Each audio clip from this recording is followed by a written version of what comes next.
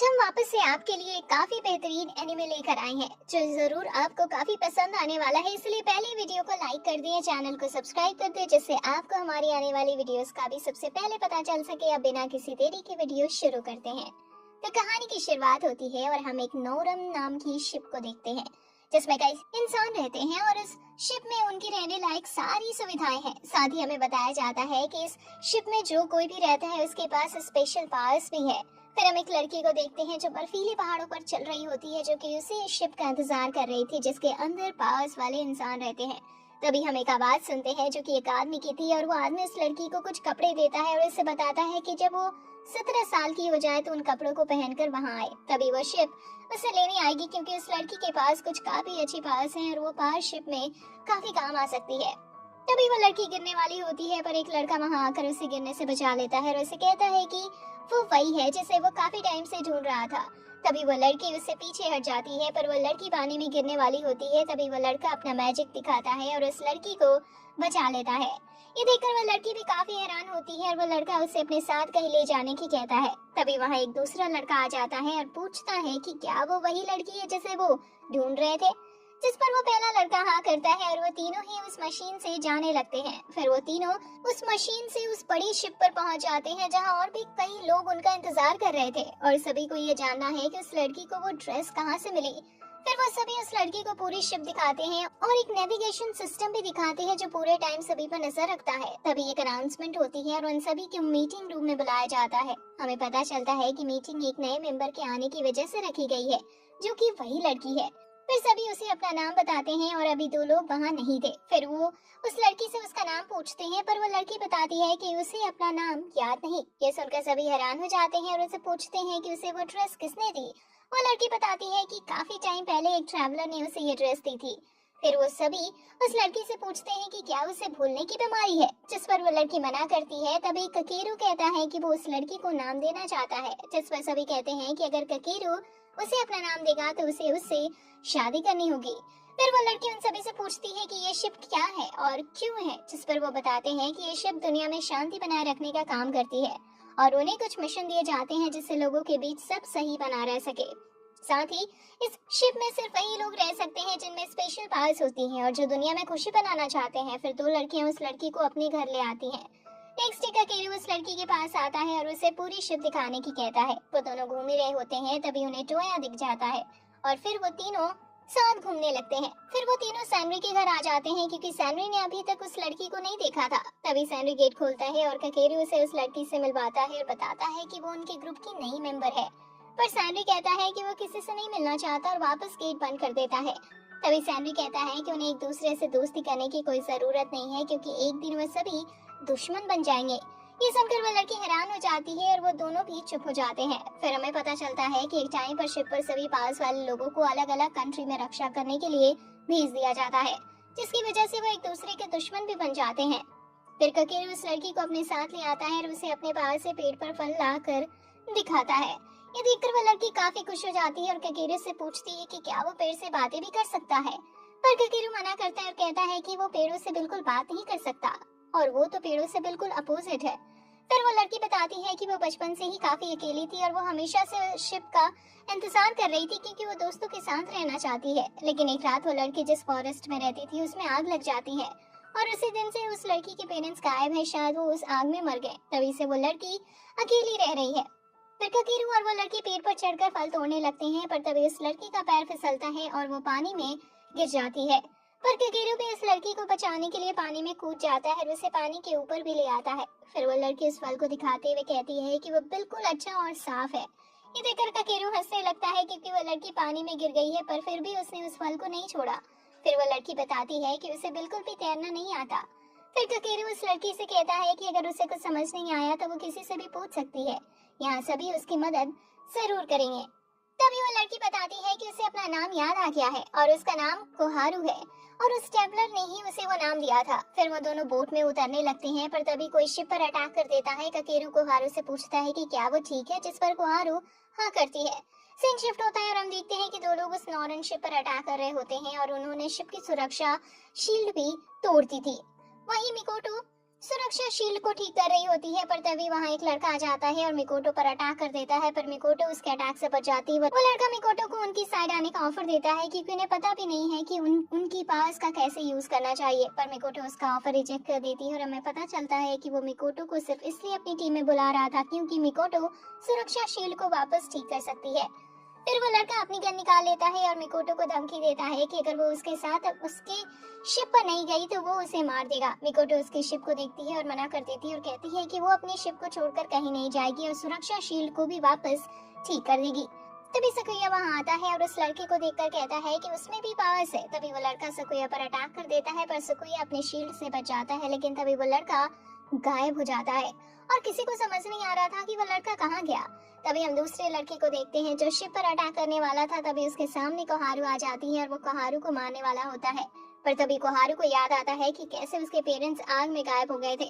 तभी कोहारू पहली बार अपनी पावर का यूज करती है, जिससे वो उस शिप पर एक काफी स्ट्रॉन्ग अटैक करती है, जिससे उनकी शिप को काफी नुकसान होता है और वो दोनों वहां से चले जाते हैं।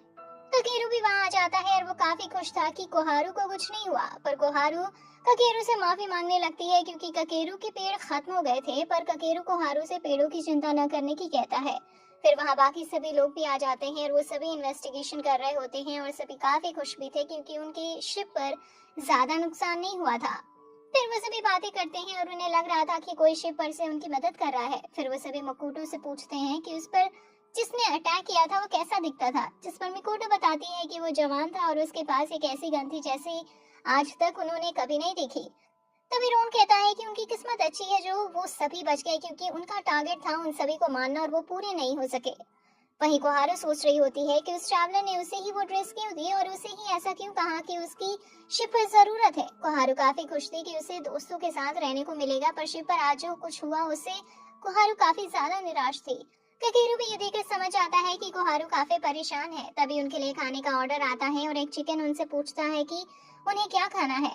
फिर खाना खाते हुए ककेरू कोहारू को बताता है कि उन्होंने शिप में कुछ रूल्स बनाए हैं। उन्हें किसी से नहीं पूछना है कि यहाँ आने से पहले वो कौन थे और उनके पास कैसी पास है, यानी कोई किसी से उनके पास के बारे में नहीं पूछ सकते। साथ ही वो कभी किसी के पार्टनर नहीं बनेंगे क्योंकि अगर वो ज्यादा साथ रहेंगे तो उन्हें एक दूसरे के बुरे काम नहीं दिखेंगे और उसे बचाने के लिए पूरे ग्रुप को भी खतरे में डाल सकते हैं।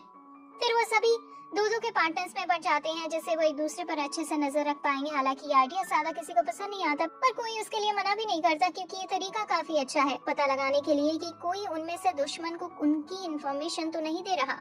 कोहारू का पार्टनर ककेरू था जिससे वो काफी खुश थी क्योंकि ककेरू उसे काफी अच्छे से बात कर रहा है और पहली बार कोई कोहारू से इतनी प्यार से बातें कर रहा है। फिर ककेरू और कोहारू साथ में पेड़ लगाते हैं और ककेरू कोहारू की काफी मदद भी करता है जिससे कोहारू काफी खुश थी। फिर कोहारू मन में सोचती है कि वो पेड़ जल्दी से वापस उग जाए। फिर ककेरू और कोहारू खाना खाने आ जाते हैं और उनके शेफ उन्हें खाना भी बनाकर देते हैं जो काफी अच्छा बना था, जिससे कोहारू की आंखों में आंसू तक आ जाते हैं क्योंकि उसने कभी नहीं सोचा था कि उसे इतना प्यार भी मिलेगा। फिर कोहारू सोने चली जाती है। नेक्स्ट डे कोहारू पौधे में पानी डाल रही होती है, तभी उसे एक लड़का दिखता है जो कि ऐसा लग रहा था जैसे भटक गया है। फिर वो लड़का कोहारू के पास आता है और उसे पूछता है कि ये कौन सी जगह है, जिस पर कोहारू बताती है कि ये नॉर्दर्न शिप है। ये सुनकर वो लड़का काफी हैरान हो जाता है और कहता है कि उसे तो लगा था कि वो किसी पार्क में आया है। तभी वो लड़का साल 2016 का कार्ड दिखाता है जिसे देखकर कोहारू हैरान हो जाती है क्योंकि ये 19वीं सदी का टाइम चल रहा है। जिसके बाद हम एक म्यूजियम का सीन देखते हैं जहाँ वो लड़का जिसका नाम सोराता है वो अपने दोस्तों के साथ म्यूजियम घूम रहा होता है। तभी उसे एक अजीब सी रोशनी दिखती है। सोराता उस रोशनी के पास जाता है और वो नॉर्दर्न शिप के अंदर पहुंच जाता है। सोराता ने इससे पहले ऐसी चीज कभी नहीं देखी थी और तभी काफी तेज लाइट चमकती है और सोराता वहां से गायब हो जाता है। फिर हम देखते हैं कि सोराता एक बुक को पढ़ रहा होता है और सोराता के हिसाब से अगर उसे वापस जाना है तो उसे बुक की जरूरत पड़ेगी। वहीं ककेरू और कोहारू साथ में काम कर रहे होते हैं। तभी कोहारू के हाथ पर मिट्टी लग जाती है तो ककेरू उसके हाथ साफ करने लगता है और कहता है कि लड़कियों के हाथ हमेशा साफ ही अच्छे लगते हैं और आदमियों को साफ सफाई का काम करना चाहिए। कोहारू ककेरू के हाथ को देखते हुए कहती है कि तुम्हारे हाथ काफी ज्यादा सुंदर है, एक लड़की की तरह। जिस पर ककेरू कोहारू से पूछता है कि उसे क्या लगता है कि वो एक आदमी है। ये सुनकर कोहारू हैरान हो जाता है, पूछता है कि क्या वो एक लड़की है। ककेरू हंसने लगता है और कोहारू से कहता है कि वो काफी भोली और काफी जल्दी सभी पर भरोसा कर लेती है। तभी कोहारू देखता है कि ककेरू के कान पर मिट्टी लगी है तो कोहारू ककेरू के कान की तरफ हाथ बढ़ाने लगती है, पर ककेरू कोहारू के हाथ मारते हुए कहता है कि उसे बिल्कुल नहीं पसंद अगर कोई उसके कान को छुए। तभी कोई ककेरू को बुलाता है और ककेरू कोहारू से माफी मांगकर चला जाता है। कोहारू काफी हैरान थी कि अभी उसके साथ हुआ क्या। फिर हम मिकोटो को देखते हैं जो उसी का चेहरा बना रही होती है जिसने उनके शिप पर अटैक किया था। तभी मिकोटो के पास सकुया आ जाता है और मिकोटो को देखने लगता है, पर मिकोटो सकुया से उसे ना देखने की कहती है क्योंकि ऐसे वो ड्राइंग नहीं बना पा रही। सकुया मिकोटो से पूछता है कि वो किसकी ड्राइंग बना रही है, जिस पर मिकोटो बताती है कि वो उसी लड़के का चेहरा बना रही है जिसने उनके ऊपर अटैक किया था। पर मिकोटो की ड्राइंग काफी ज्यादा बेकार थी और उससे कुछ भी समझ नहीं आ रहा था, पर फिर भी सकुया मिकोटो की तारीफ करता है और कहता है कि आज तक ऐसी ड्राइंग किसी ने नहीं बनाई होगी। फिर हमें पता चलता है कि मिकोटो सकुया को बचपन से जानती है और तभी हम एक बचपन का सीन देखते हैं जहाँ मिकोटो रो रही होती है और सकुया उसे कहता है कि वो कभी भी किसी से प्यार नहीं करेगा, तो उसे चिंता करने की जरूरत नहीं है।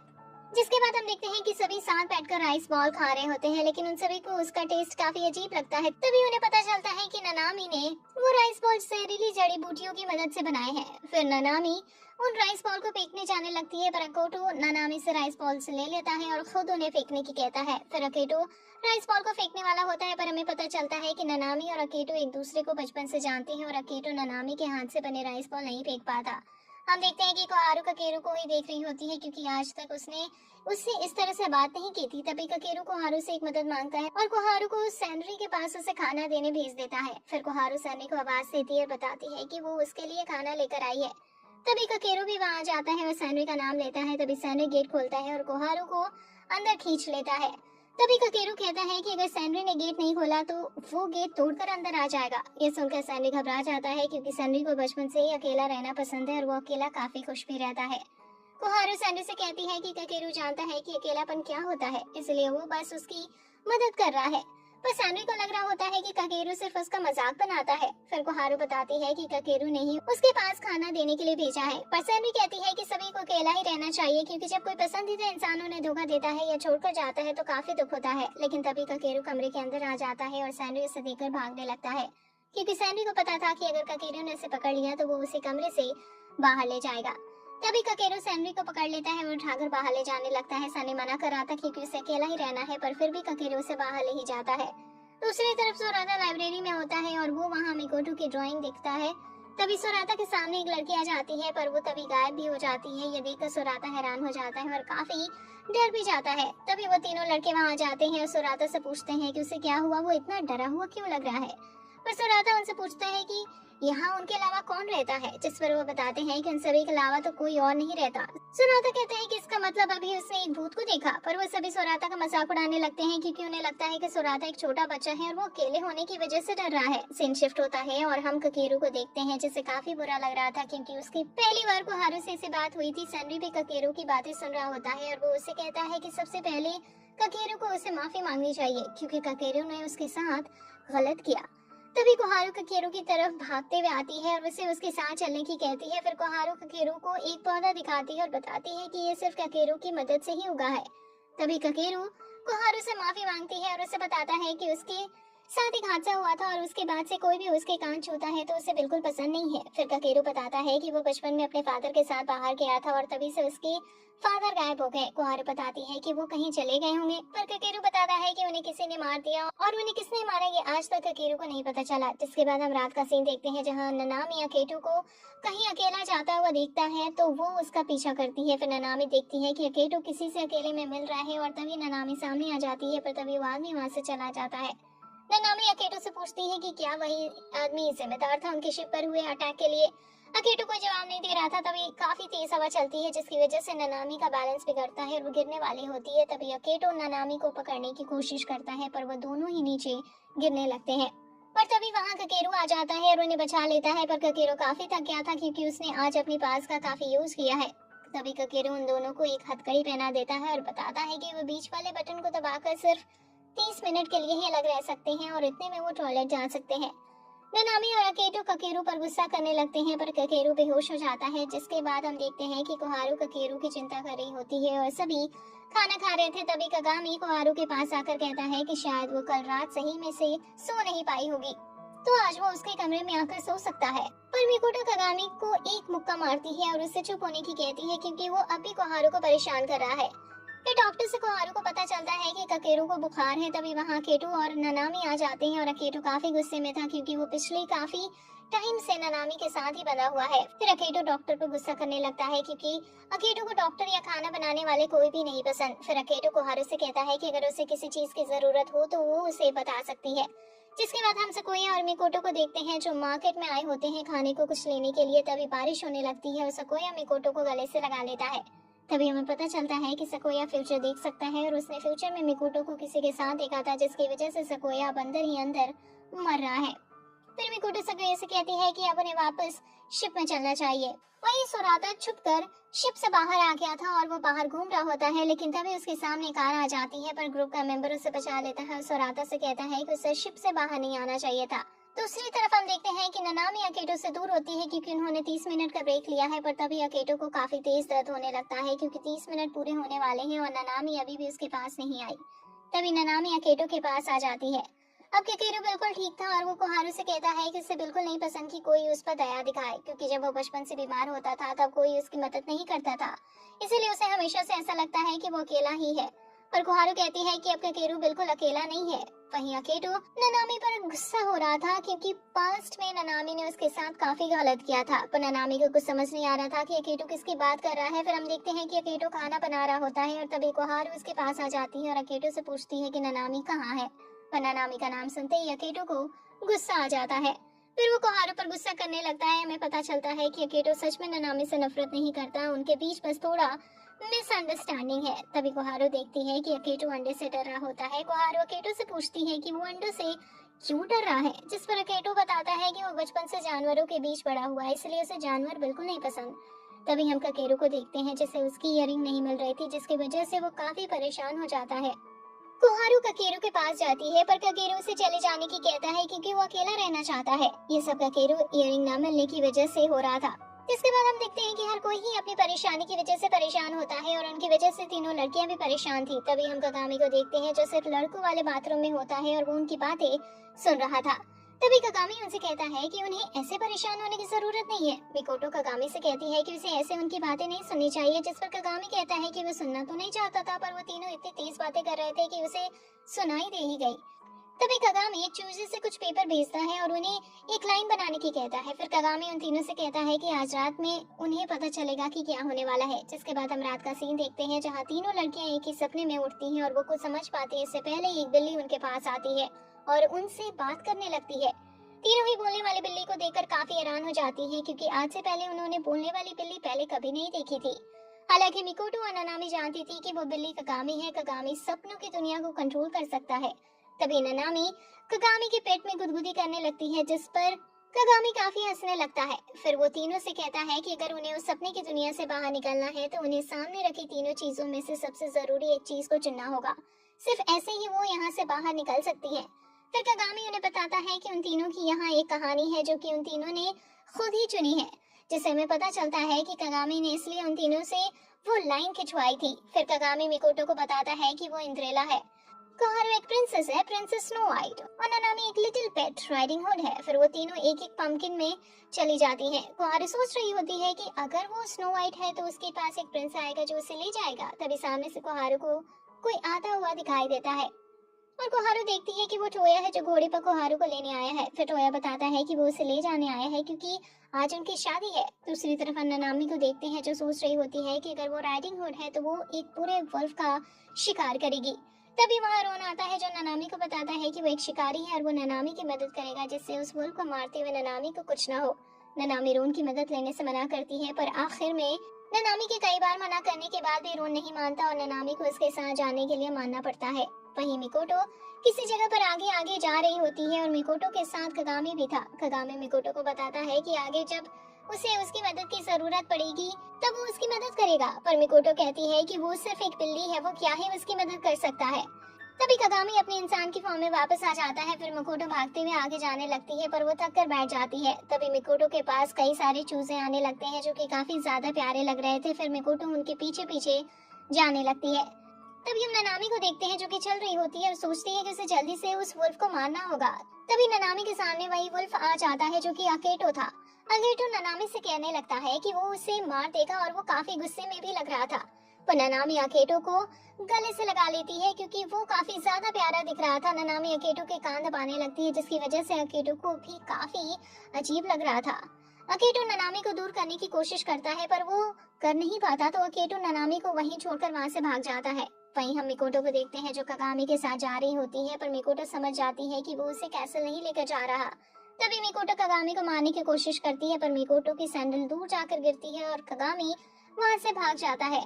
कोहारू उन्हीं चूजों के घर पर होती है और वहां उसे काफी अच्छा भी लग रहा था। तभी गेट पर ननामी आती है और वो कोहारू से पूछती है कि क्या उसने किसी वुल्फ को देखा है, पर कोहारू को बिल्कुल समझ नहीं आता कि ननामी वुल्फ के बारे में क्यों पूछ रही है। अकेटो वहीं झाड़ियों में छुपा होता है और वो ननामी को देखते ही भागने लगता है।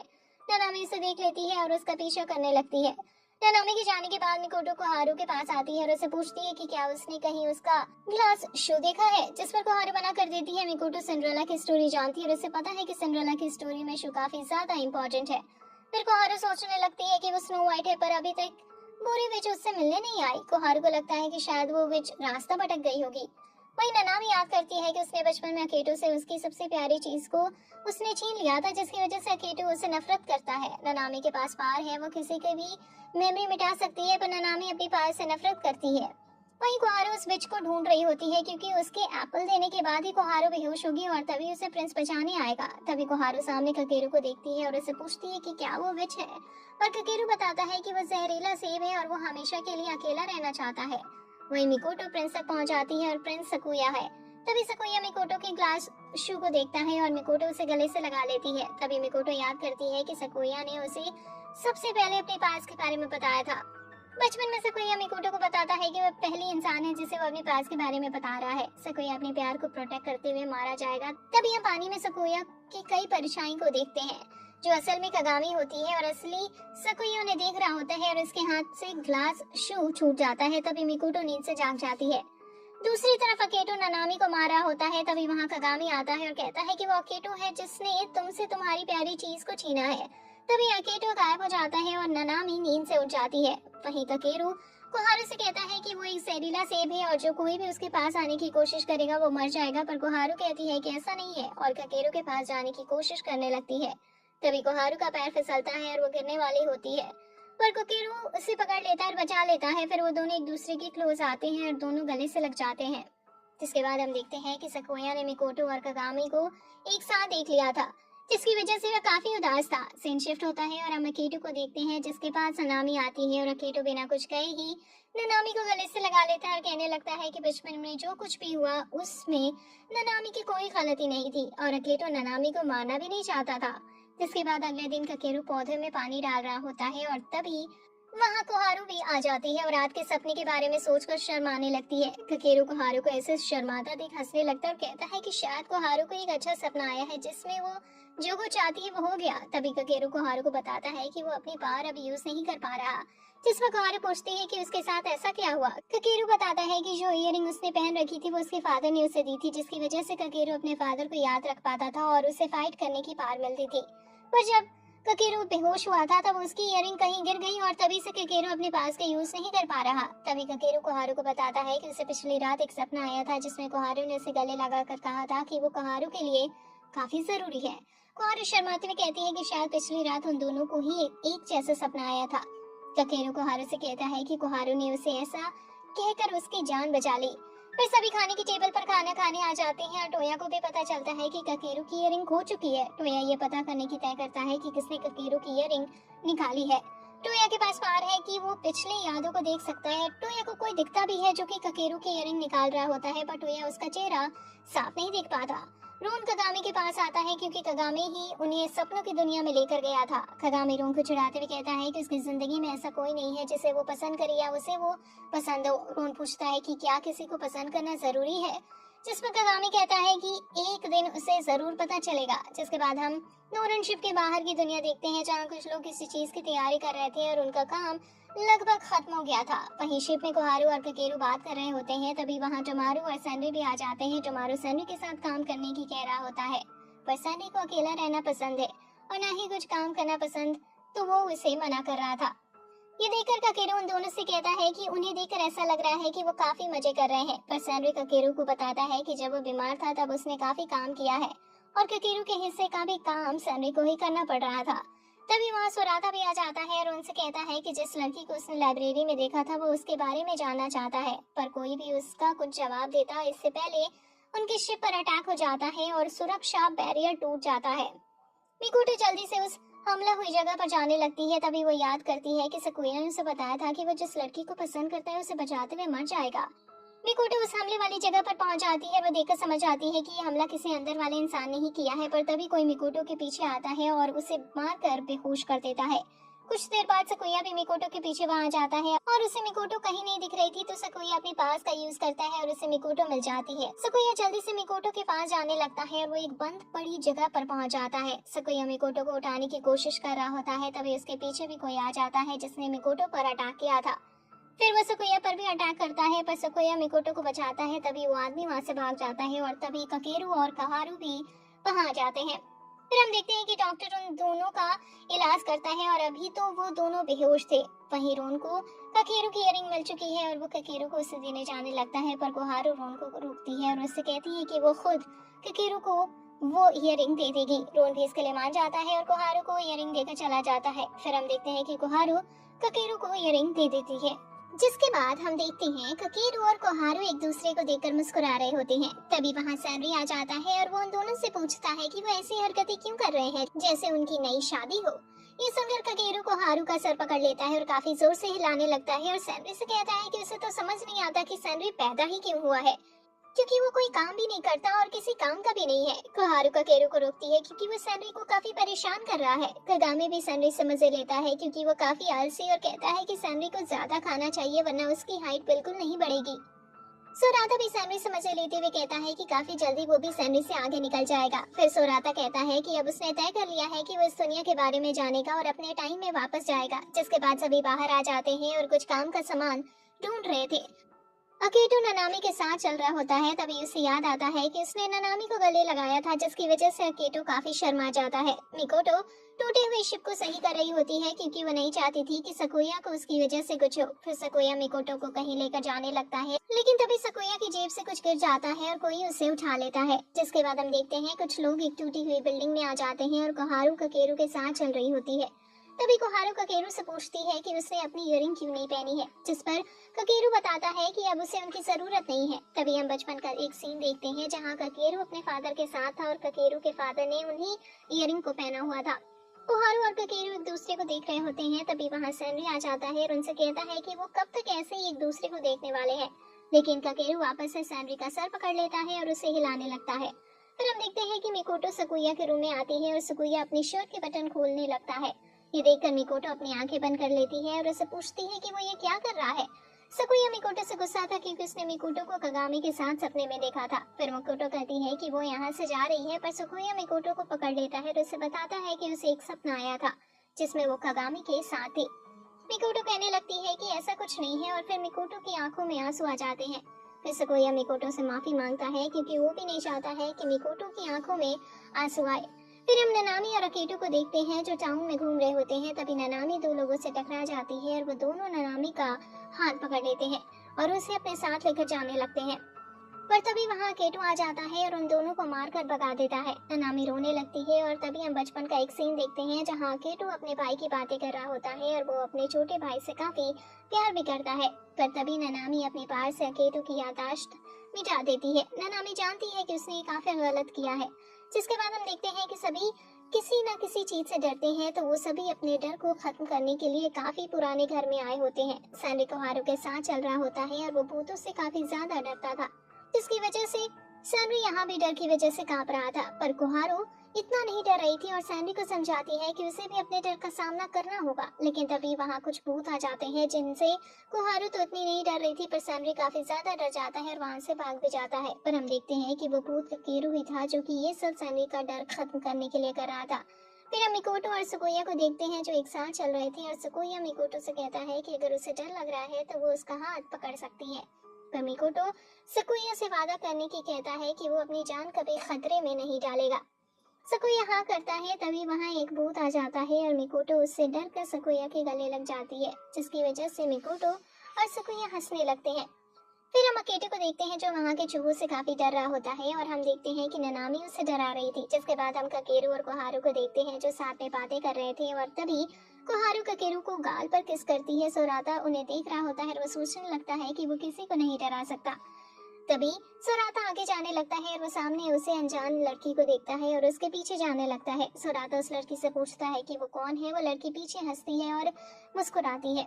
वहीं ककेरू और कोहारू एक दूसरे को देखकर मुस्कुरा रहे होते हैं और अब वो एक दूसरे की काफी क्लोज भी आ चुके हैं। तभी हम देखते हैं कि सभी रोन को ढूंढ रहे होते हैं क्योंकि वो कहीं नहीं दिख रहा था।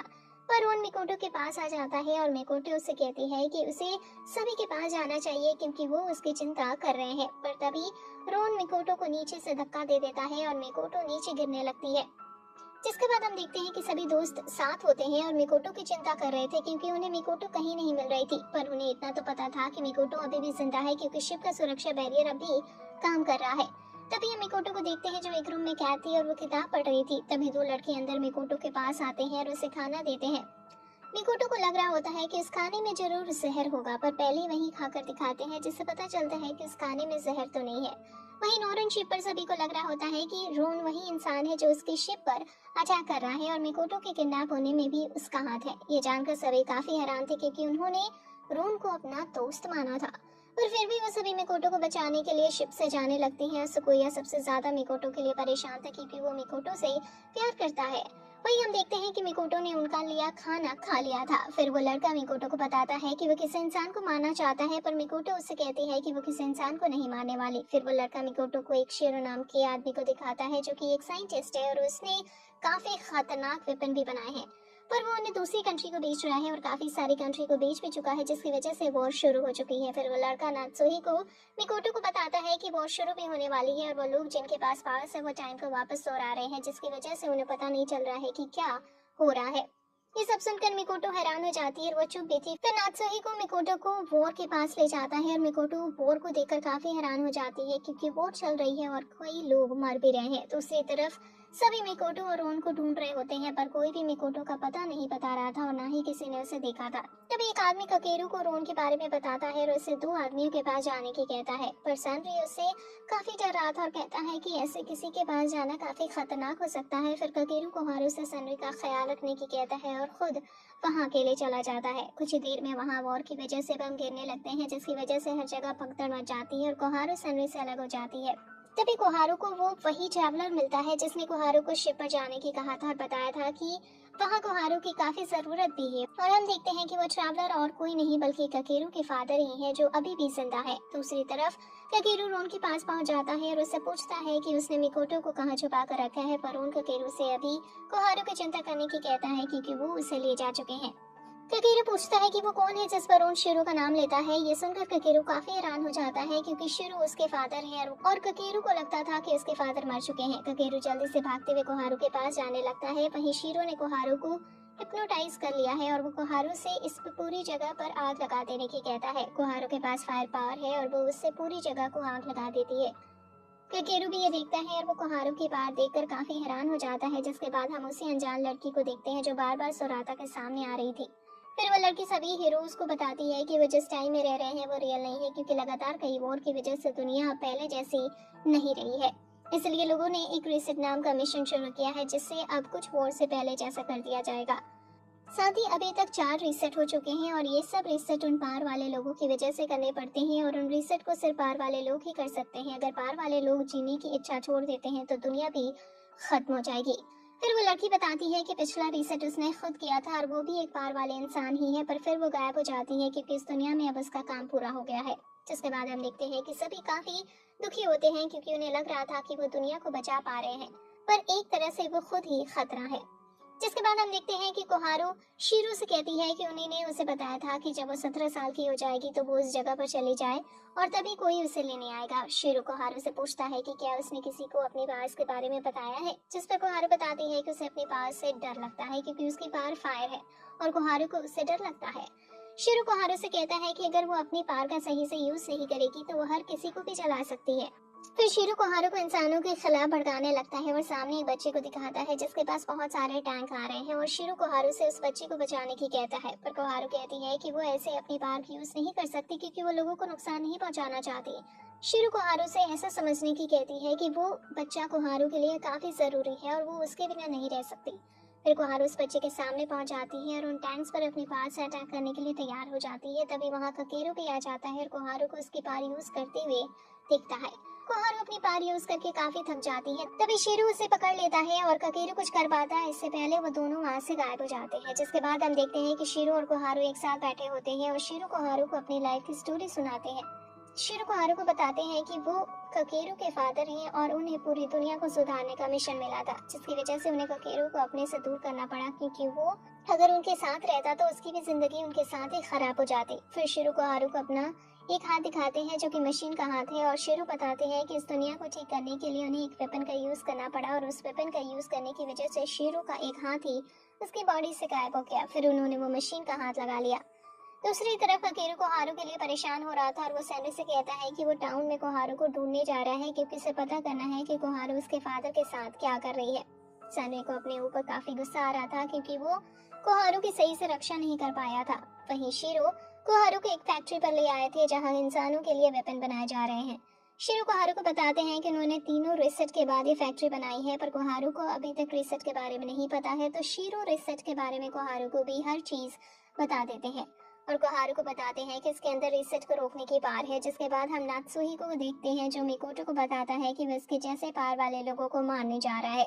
मिकोटो नात्सुही को के साथ चलने की कहती है, पर नात्सुही को मना कर देता है, लेकिन फिर भी मिकोटो जाने के लिए जिद करने लगती है। तो नात्सुही को रास्ता बदल लेता है और एक ऐसी जगह पर ले आता है जहाँ से चांद काफी ज्यादा प्यारा दिख रहा था। मिकोटो नात्सुही को बताती है कि बचपन से ही वो हमेशा अपने घर से भागना चाहती थी, क्योंकि मिकोटो को हमेशा घर में ही रखा गया था। वहीं सकुया को मिकोटो की काफी याद आ रही होती है। तभी सकुया को फ्यूचर की कुछ चीजें दिखाई देती हैं और उन ककेरू को परेशान कर रहा होता है।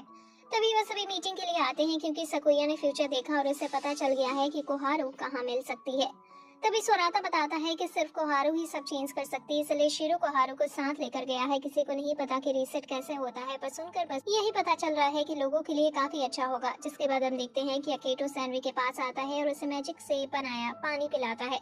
सैनी को वो पानी पहचाना सा लगता है और तभी से याद आ रहा था कि ये तो उसी नदी का पानी है जहाँ उसके फादर पहले उसे लेकर जाया करते थे।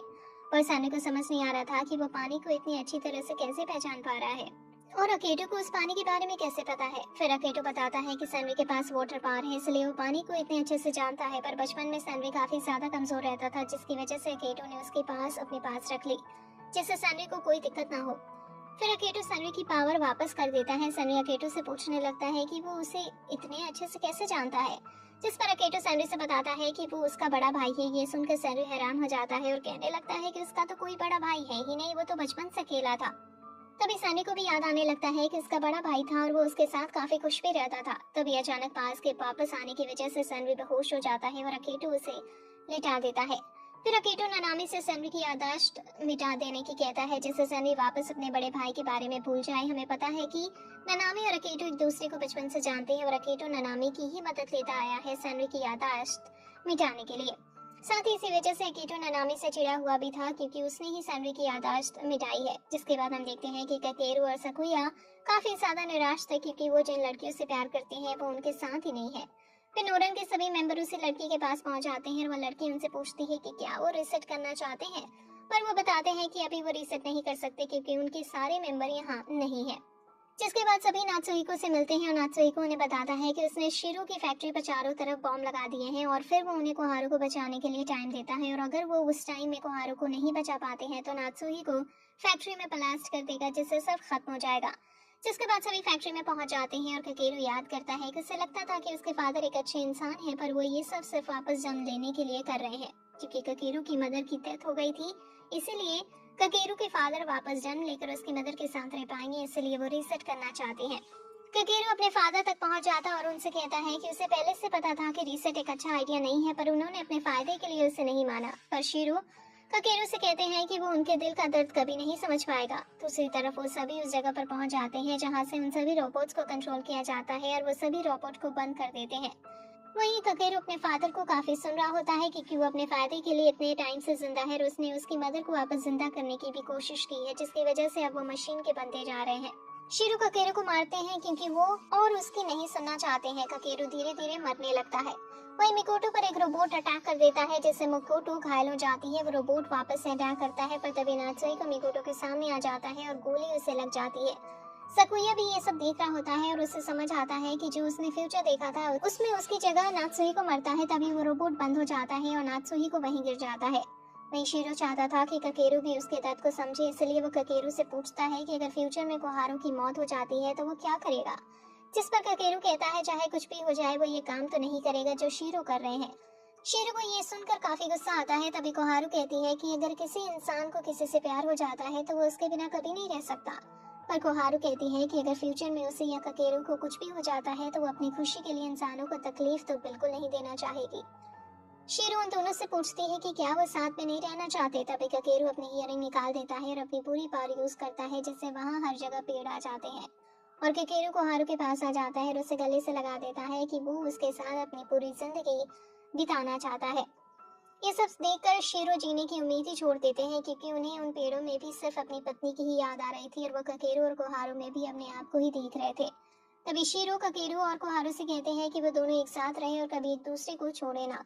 तभी शीरो मर जाती है और वो पूरी जगह पानी में डूबने लगती है पर तभी वहाँ केटो आ जाता है और ककेरू और कोहारू को बचा लेता है। फिर वो तीनों उस जगह को डिस्ट्रॉय होते हुए देखते हैं। तभी हम शीरो को देखते हैं जो मर चुके थे पर वो खुश थे। फिर हम उसी लड़की को देखते हैं और वो सोच रही थी कि उसे सोराता ने बनाया है, इसलिए वो एक बार सोराता से मिलना चाहती है।